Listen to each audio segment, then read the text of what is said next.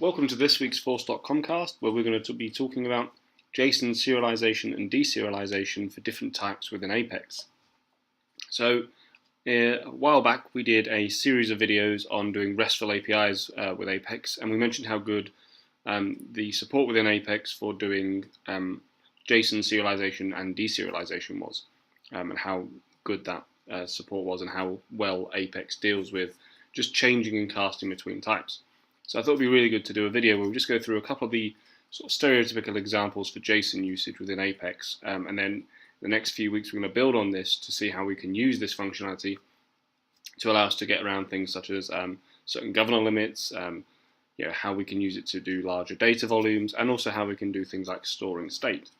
So the basis of this is that we've got some code here in our JSON examples class, and we've got these different methods we're going to run through one by one. So let's just save this to ensure it's working, and it's up there.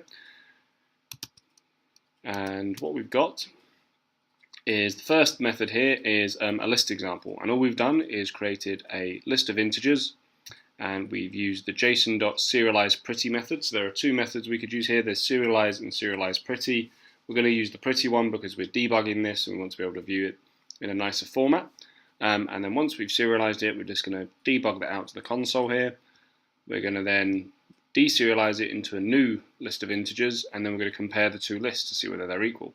So if we just run this example, it'll go away in the background, and this should come back perfectly fine for us.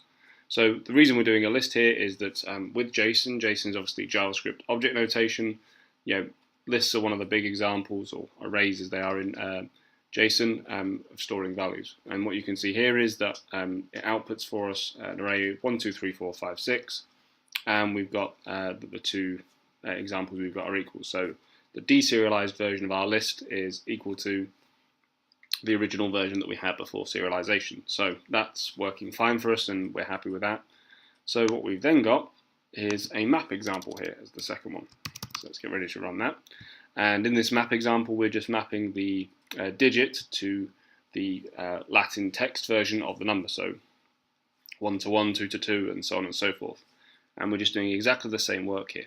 So what's probably worth going through is talking about how the deserialize method works. So the deserialize method has a string that you pass in, which is your JSON string, and then you tell it the type of Apex class, or the Apex type that you want it to deserialize to. So here we're deserializing to a map of strings and strings, and that has a class type because map is actually a class in the background within the Apex structure. If you were just doing a single string that you wanted to deserialize it to, you could just have this as being string.class.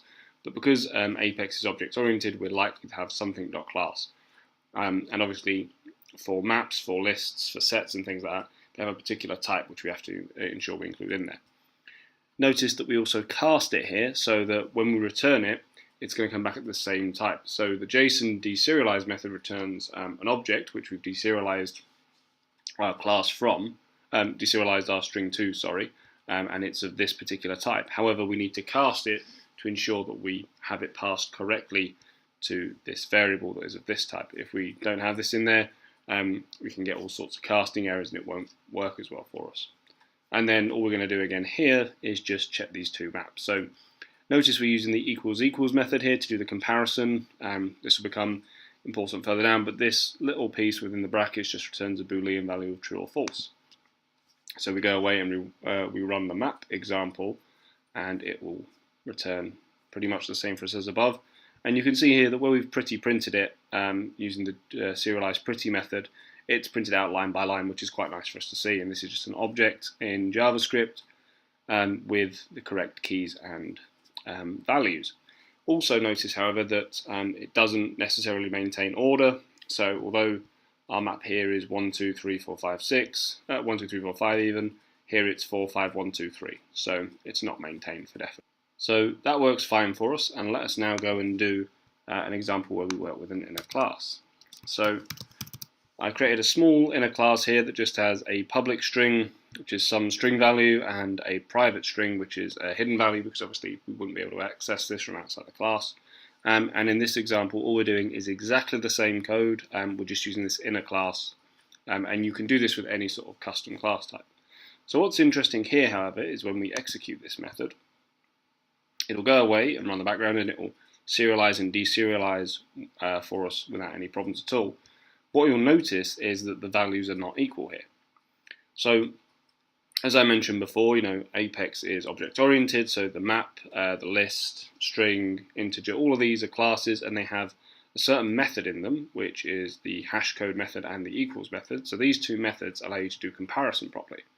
I mentioned these in the last video as well when we were talking about sets and lists and how we can cast between those. So if we include some extra code here, which is just an equals method that will compare a generic object to a particular in a class and return a boolean, then what we can do is we can still use this equals equals notation, but we can also have it return the correct value. So here we're just saying that the private value of the other object is equal to our private value, and same with the string value, which is what we would expect to occur. And if we go back into here and wait for that to save up and run it, it will then go away, and when it's doing the comparison now using the equals equals method, it will then return the correct value of true, as we can see here. So this is quite interesting, and it's one of the things that the equals method gives you when you're doing your own custom classes and custom types.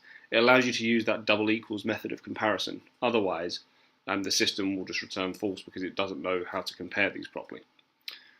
What we're going to do in some future videos is combine this so that now we know we can use inner classes or we can just use custom classes. We're going to see how we can store state and how we can deserialize and serialize state, so that if we want to reinstantiate a controller at a particular point in time with some variables set on it, we could do so.